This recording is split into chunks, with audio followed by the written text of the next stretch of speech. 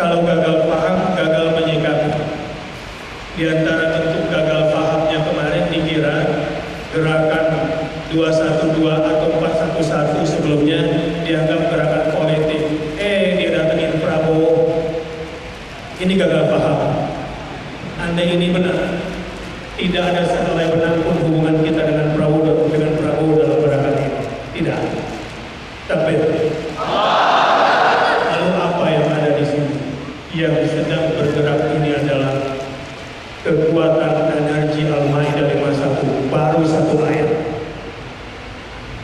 Siapapun yang berusaha menghalangi gerakan ini, ayat bah ini, siapapun orangnya, ulama sekalipun yang melawan arus ini akan menjadi fosil pemimpin, dilawan oleh umatnya sendiri. Betul?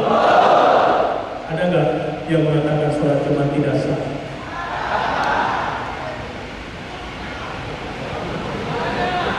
Akhirnya tadinya berharap dapat pujian dari presiden, malah presiden yang ingin sholat Jumat di hari.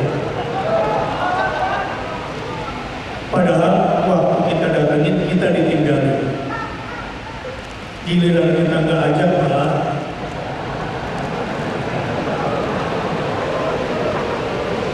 Saudara-saudara, saya sedang membantu Anda memahamkan sebuah situasi.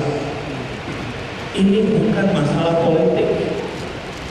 Demi Allah, ini bukan masalah politik. Dan ini sudah berulang-ulang kami sampaikan ke Pak Kapolri. Dan ini sudah kita sampaikan kepada petinggi-petinggi negeri ini dalam dialog-dialog kami. Kami ini GMPF ini bukan siapa-siapa. Nggak bisa menggerakkan orang segini banyak. Ini semua adalah takdir dan kuasanya Allah Subhanahu wa Ta'ala. Betul? Ya. Jangan gagal paham. Sekarang ini Izzatul Islam telah diturunkan di Indonesia. Seorang penyanyi Syekh mengatakan Allah telah pilih tanah Indonesia untuk bangkitnya Islam yang asli abad ini. Sungguh ini tidak bisa Islam. Saya ini aslinya pengurus Muhammadiyah pusat, tapi undangan maulidku sekarang banyak sekali.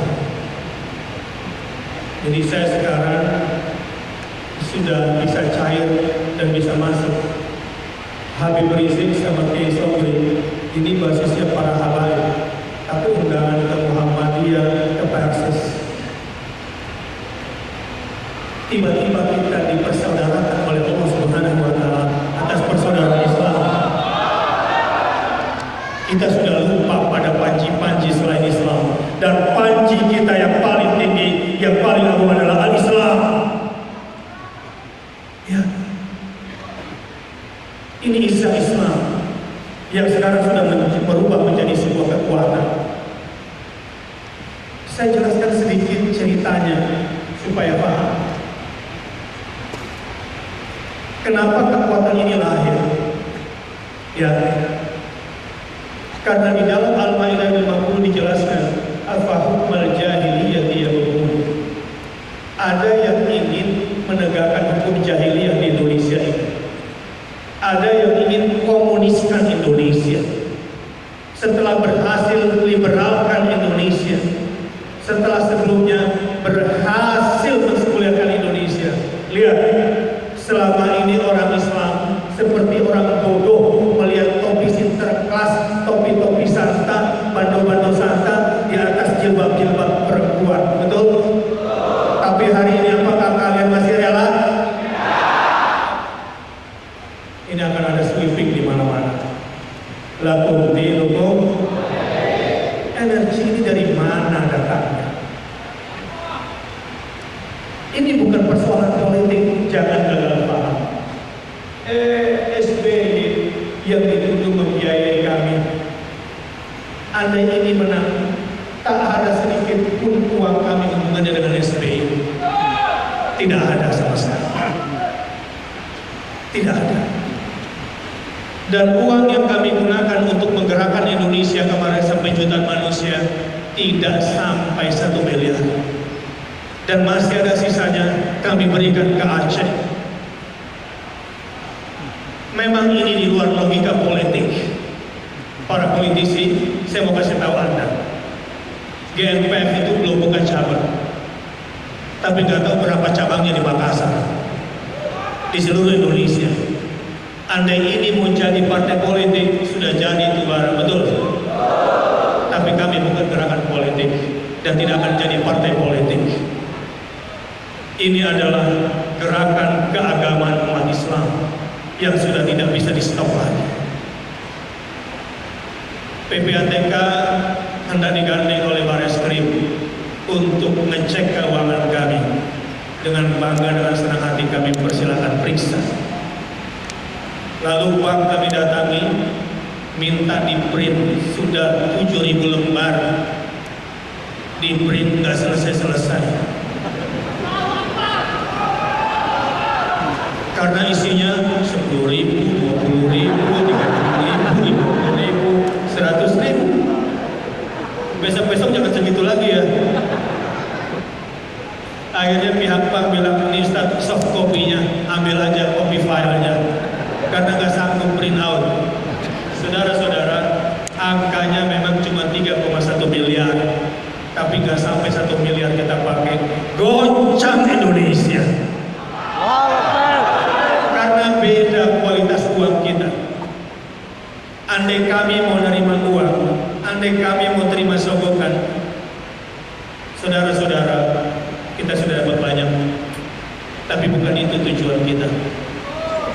Andai Habib Rizik mau terima sogokan agar hentikan 411 dan 212, selesai semuanya. Tapi Habib Rizik dan Bakhtiar Nasir bukan siapa-siapa, karena ini ada malaikat-malaikat Allah yang bekerja di sini. Betul itu. Sydney Jones dari Australia bingung, gak mungkin ada people power, saudara-saudara, yang sedang berjalan di Indonesia ini. Walaupun Pak Presiden bangga berhasil membelokkan 212, itu bukan demo gitu ya. Ini cuma majelis zikir dan doa. Bagus, gagal paham lagi. Karena izin kami di Intelkam, di Mabes jelas-jelas unjuk rasa. Tapi kami tidak punya kepentingan untuk mendebat. Kami cuma punya kepentingan agar hukum dan keadilan ditegakkan di Indonesia. Cuma itu. Hukum ada di Indonesia, tapi tidak adil. Banyak upaya-upaya yang berusaha mengebosi. Ustaz, tolong Anda bantu jawabkan saya. Jawaban Anda akan menjadi jawaban saya. Mau ngapain lagi sih setelah 411? Kan sudah tersangka. Ini kan negara hukum. Kita serahkan saja pada hukum. Anda percaya? Ya. Anda percaya? Ya. Maaf nih Pak Jaksa, Pak Polisi, ini bukan suara saya. Ini murni perkataan umat. Saya ingin katakan, apakah urusan persidangan ini kita nonton TV aja seperti nonton Jessica gitu? Apakah Anda yakin ini hukum bakal berjalan dengan baik? Saya nggak perlu cerita apa yang akan terjadi setelah ini. Allah takdirkan kami di GNPF diberikan kepekaan oleh Allah Subhanahu wa Ta'ala untuk bisa sedikit menerka apa yang terjadi ke depan. Kami sudah tebak pasca 411, 212 bisa 2 kali lipat, dan ternyata betul terjadi. Saya mau tanya, Ahok bilang begini, kalau sampai saya ditahan, kalau sampai saya ditangkap, dia bilang, di belakang saya ini ada kekuatan maha dahsyat, dan ini direkam oleh seorang direksi di sebuah ormas besar di Indonesia. Kalau sampai saya ditangkap, saya ditahan, saya tidak akan mau sendirian. Abang saya harus masuk penjara bersama saya. Saya nggak tahu siapa maksudnya, kecuali kalau Anda sudah tahu. Pertanyaan saya sekarang, kira-kira abangnya itu bakal merelakan nggak adiknya ditangkap supaya masuk penjara berdua? Kira-kira bakal intervensi hukum atau tidak? Dia bakal ngacak-ngacak hukum atau tidak?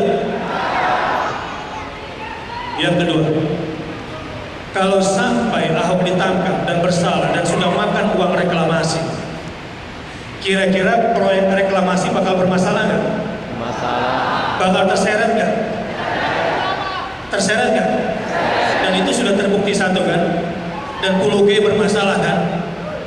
Kira-kira menteri yang dipasang jenderal ini, yang sudah makan duit banyak dari reklamasi ini, yang bekerja sama dengan pemodal reklamasi ini, apakah akan diam terhadap hukum? Apakah dia akan intervensi atau tidak? Kira-kira bagaimana suhu politik ke depan? Saya nggak perlu undang Anda ke Jakarta, pasti datang sendiri kan? Siap datang ke Jakarta? Terus kalau nggak boleh naik kapal laut?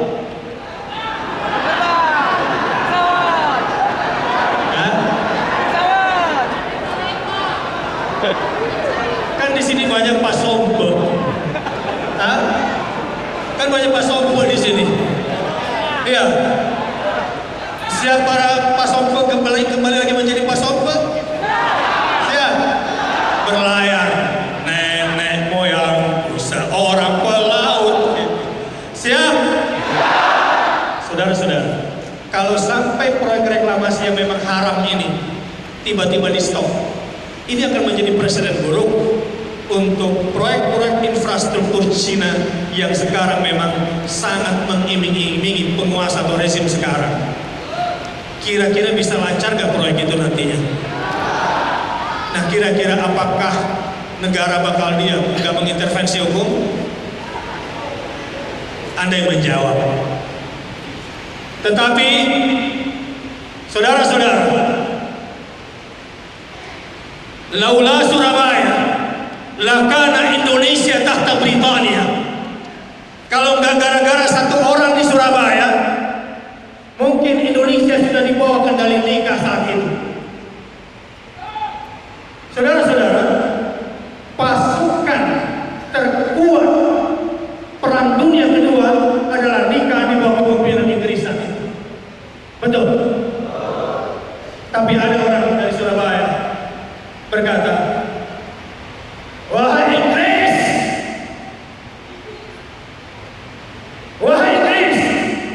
kami katakan kepada Anda, kami adalah bangsa yang sungguh-sungguh ingin merdeka. Suara itu. Saudara-saudara, saya tidak yakin Indonesia ingin menyelesaikan, membantu saudara-saudara kita di Suriah yang sekarang sedang dibantai di Aleppo. Karena aliansi negara Indonesia sekarang secara politik luar negeri condong kepada negara komunis karena akan makan duit komunis. Betul?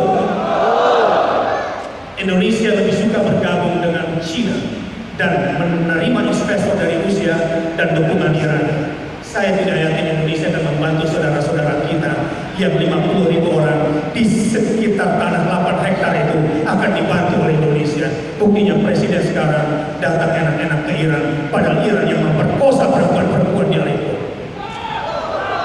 Saudara-saudara, ini kondisinya. Seandainya ada aksi bela Islam 4, seandainya ada aksi bela Islam 4, ada dua pilihannya. Apakah aksi bela Islam super damai lagi atau revolusi? Jangan zalim. GNPF itu tidak punya program kerja. GNPF itu hanya menyerap aspirasi umat. Ya, apa yang Anda katakan hari ini, mayoritas usulan Anda akan menjadi program kerja kami. Sekali lagi, jangan zalim.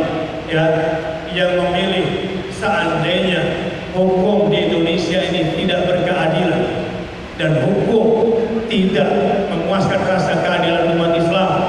Pertanyaannya, yang mau aksi bela Islam jilid 4 super damai angkat tangan. Super damai. Damai. Yang kedua lagi revolusi yang kedua. Yang pertama yang menginginkan datang ke Jakarta aksi super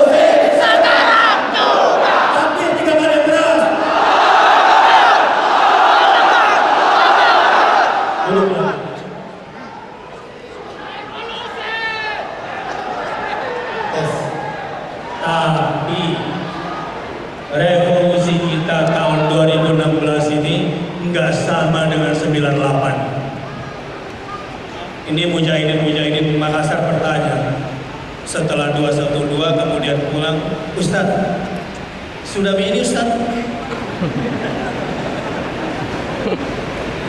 Saya pakai bahasa Jakarta bilang, maksud lo? Begini saja Ustaz. Apa mau lo? Revolusi sudah berjalan. Revolusi sedang berjalan. Sekarang saya mau tanya, maukah Anda terikat pada fatwa ulama? Maukah Anda tunduk pada fatwa ulama? Tundukkah Anda di hadapan kepemimpinan ulama? Sekarang saya mau tanya, siapa pemimpin kalian? Ulama. Siapa pemimpin kalian? Ulama. Siapa pemimpin kalian? Siapa pemimpin kalian?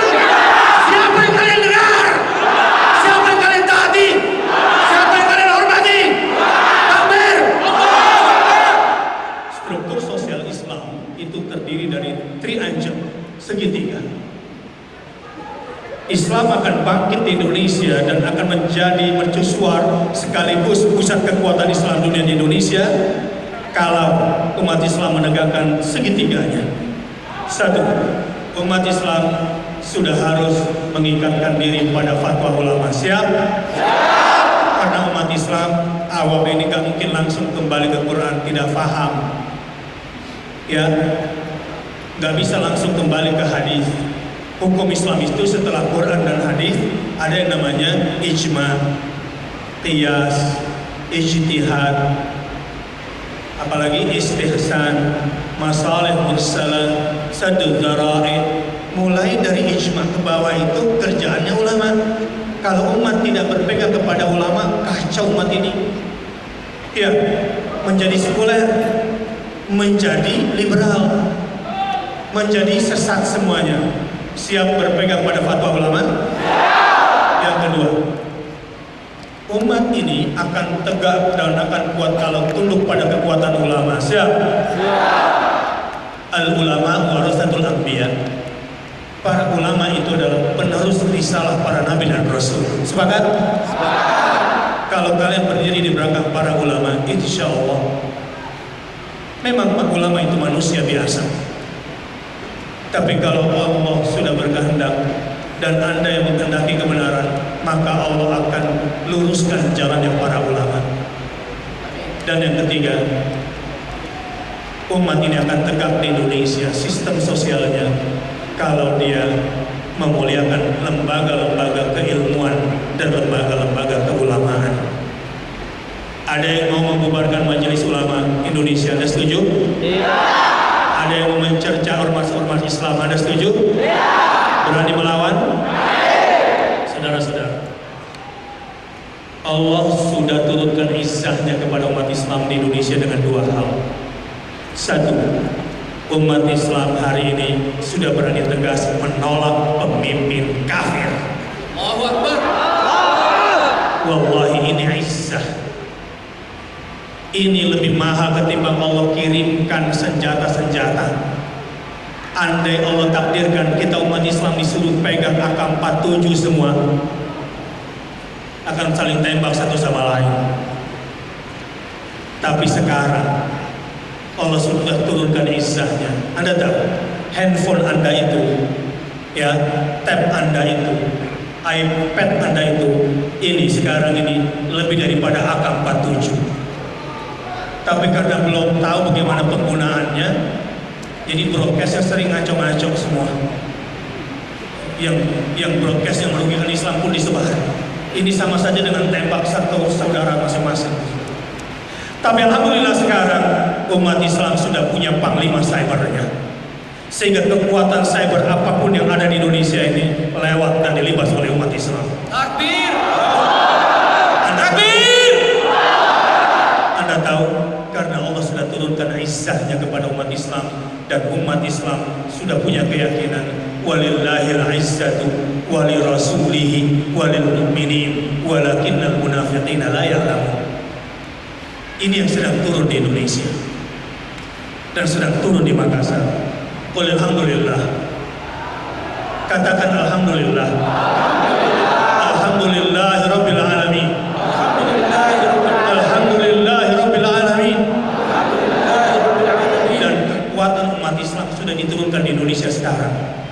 Anda tahu apa kekuatannya? Umat Islam sekarang sudah bersaudara, bahkan siap bersatu untuk persatuan Indonesia. Betul? Saat ini persaudaraan kita indah sekali. Lihat di Monas, ya. Sebetulnya Pak Kapolri mengizinkan kita kalau mau sholat di atas rumput. Kita bilang sama Pak Kapolri, Pak Kapolri itu kan rumput. Gak apa-apa Ustaz, insya Allah kalau dipakai sholat tidak mati. Tapi saya jamin umat tidak akan mau melakukan itu. Betul atau tidak? Seseorang ditanya, kenapa kamu tidak mau buang sampah sembarangan? Kenapa kamu tidak mau injak rumput? Sampah harus ditempatkan di tempatnya. Rumput mulia tidak boleh diinjak. Tapi kalau kepala Ahok boleh diinjak. Takbir! Umat sudah tahu alamat masing-masing. Ya, dua hal ini. Kalau umat sudah tidak lagi mau berpihak, tidak lagi mau berwala kepada kafir, ini izzah dan itu sudah diberikan semuanya. Ini lawyer muslim itu sudah bersatu jumlahnya ratusan bahkan menuju ribuan. Saudara-saudara, andai terjadi revolusi di Jakarta, orang-orang yang sudah datang ke Jakarta sekarang sudah tahu medan. Di Bela Islam 1, logistik kita nggak rapi, tapi Bela Islam 3, logistik kita berlimpah dan rakyat umat sudah tahu kemana harus diberikan. Tim medis kita di Bela Islam 2 sudah siap menghadapi situasi luka, bahkan seperti kondisi perang. Di Bela Islam 3, tim medis kita lebih lengkap lagi. Takbir! Ini yang tidak dilihat. Ini yang tidak dilihat. Saudara-saudara, jadi bersabarlah. Revolusi yang kita maksud sebetulnya cuma melanjutkan revolusi yang gak jalan di rezim sekarang ini. Revolusi mental mandek di sini. Mau tahu mandeknya di mana? No, kita bikin acara 4.11, dia bikin acara 19.11. Hari apa itu 19.11? Hari toilet sedunia, hari jamban sedunia. Orang kalau sudah fasik, orang kalau sudah munafik, milih tanggal saja disalahkan oleh Allah Subhanahu wa Ta'ala. Dia ingin menyaingi 212, lalu dia bikin acara 412. Iya, hari apa itu 412? Hari kaos kaki sedunia. Jadi yang datang pada hari itu adalah manusia sekelas. Itu adalah hari hewan liar sedunia. Jadi yang datang pada hari itu siapa? No, partainya usai acara 412 kelahi karena antara uang dengan jumlah massa yang didatangkan tidak seimbang. Dipermalukan terus oleh Allah Subhanahu wa Ta'ala. Siap-siap, revolusi sekarang sudah berjalan. Ada sari roti coba-coba. Sari roti mau coba-coba. Sekarang lele saja mungkin tidak mau makan itu. Karena ibu-ibu dikasih gratis saja tidak mau. Apalagi disuruh beli. Mati sekarang. Revolusi sedang berjalan. Ini koperasi syariah, minimart syariah 212, bahkan museum 212 sudah akan berdiri. Tinggal Anda bikin jalan kota 212. Ya, kalau di sini ada yang bikin warung Palu Basah 212, saya pelanggan pertamanya. Revolusi sedang berjalan. Tenang, karena revolusi kita bukan cara orang bodoh. Yang orang tahu revolusi itu bakar sana, bakar sini, robohkan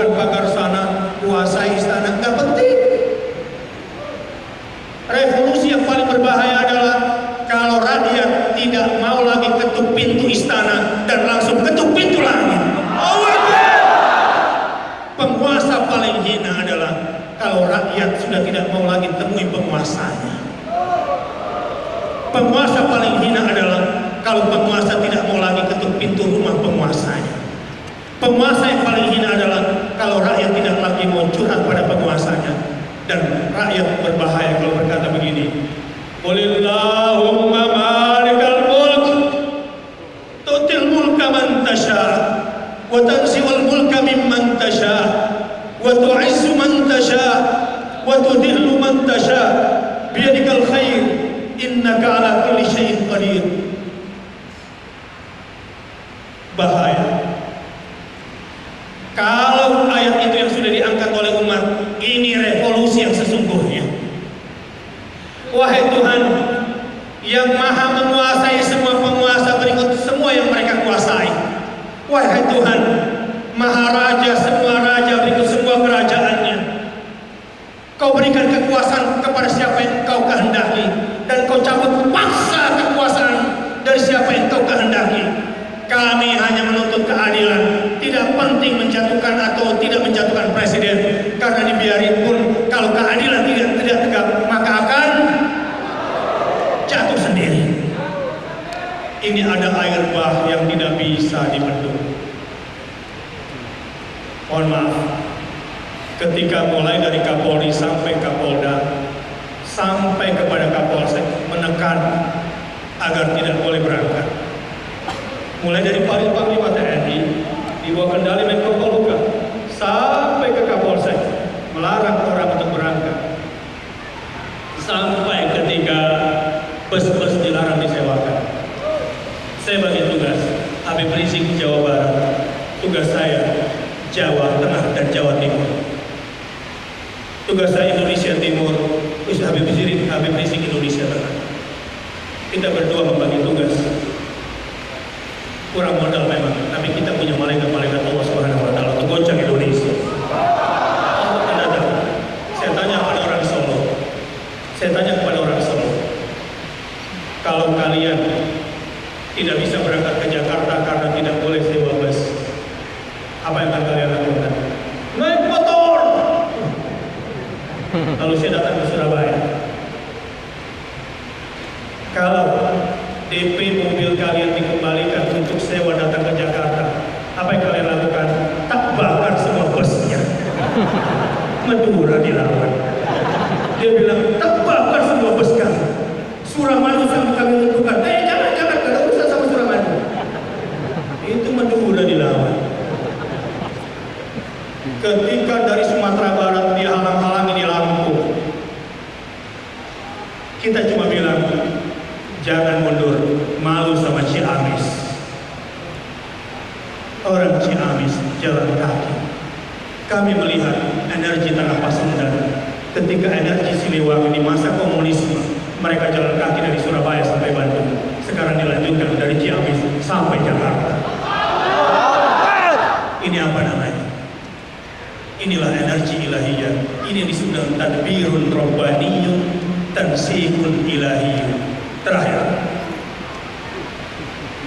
kode aksi kita, kode operasi kita cuma 3. Aksi damai, melawan dengan bertahan, dan insya Allah pasti menang dengan bersabar. Siap?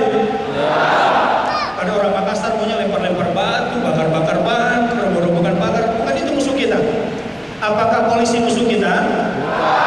Apakah TNI musuh kita? Jadi siapa musuh kita?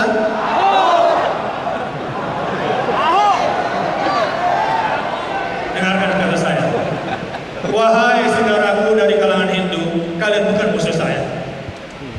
Wahai orang Nasrani, kalian adalah sama dengan kami di Indonesia haknya. Wahai Konghucu, wahai saudaraku dari Tionghoa, kita adalah sama-sama warga negara Indonesia. Kalian bukan musuh kami. Sepakat? Kami marah kepada bohir-bohir politik.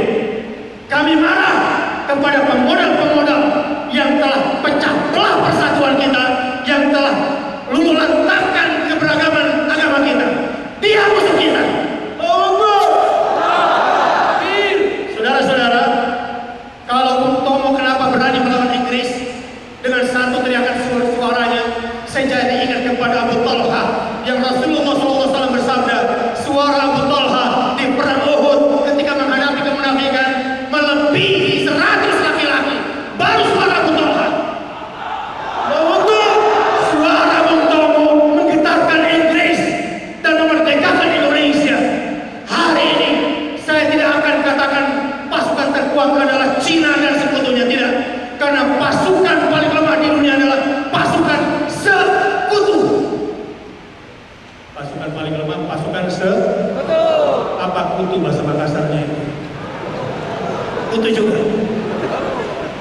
Pasukan paling lemah di muka bumi siapa? Pasukan Allahu Akbar, karena Allah yang dibesarkan dalam jiwa Bung Tomo. Dan yang dipanggil oleh Bung Tomo bukan para petinggi, bukan masyarakat atas, rakyat jelata, tukang-tukang becak, bakul-bakul nasi. Kita katakan kepada Inggris bahwa kita adalah bangsa yang sungguh-sungguh ingin merdeka, dan kita cuma punya satu kata, merdeka.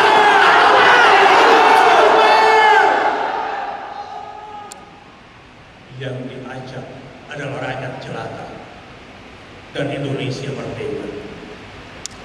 Saudara-saudara, itu bukan naga 9, kutu 9. Iya. Di Monas itu kepala naga putih, itu ular Nabi Musa, ekornya sampai ke Blok M. Kaki kanannya itu semua ruas Jalan Tamrin Sudirman. Bahkan kepala depan itu ada kaki paling depan ke kanan sampai ke cempaka putih kanannya, kiri itu sampai ke Tanah Abang. Ular putih Nabi Musa itu siap melahap 9 naga merah. Musuh-musuh kita adalah mereka yang sudah makan duit 9 naga merah. Dia yang akan kena gorok. Tidak, kita tidak akan mundur walau selangkah. Saya punya konsep sederhana sebetulnya untuk Indonesia ini. Terlalu lama jika kita bikin televisi syariah 212, kelamaan kalau bikin operasi 212 syariah lama. Tegakkan hukum, media yang monopoli kasih cuma 1, selebihnya serahkan ke umat. Pulau-pulau reklamasi itu batal demi hukum, harus dibuat rumah susun lebih banyak lagi kayak Sobri, lebih banyak lagi towernya, dan serahkan semuanya untuk rakyat pulau-pulau yang tidak punya rumah yang digusur itu. Kita serahkan kepada rakyat Jakarta Utara. Siap? Kita akan bersama-sama tegakkan hukum yang berkeadilan dan tegakkan keadilan berdasarkan hukum. Sekarang saya mau tutup.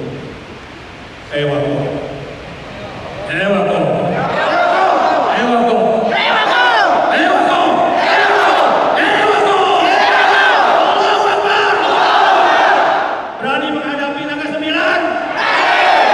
Berani hadapi semua properti naga 9? Berani melawan? Berapapun pasukan dia siap lawan? Berapapun senjata dia siap lawan? Siapapun kacungnya di negeri ini, pejabat manapun, lawan naga 9? Dimas!